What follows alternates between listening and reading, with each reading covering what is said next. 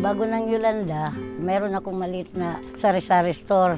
Solo parent ako, yun lang ang pinagkakakitaan ko. May 4 akong anak, yung 2 may asawa na. Mayroon alert na pinalilikas kami. Sa awa ng Diyos, nakaligtas din kami.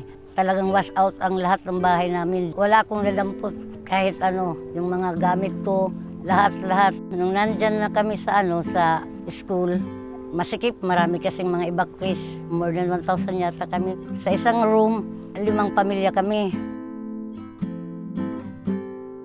Malaking ginawa talaga na nagkaroon kami ng tent na ganito. Hindi na kami nagsisiksikan.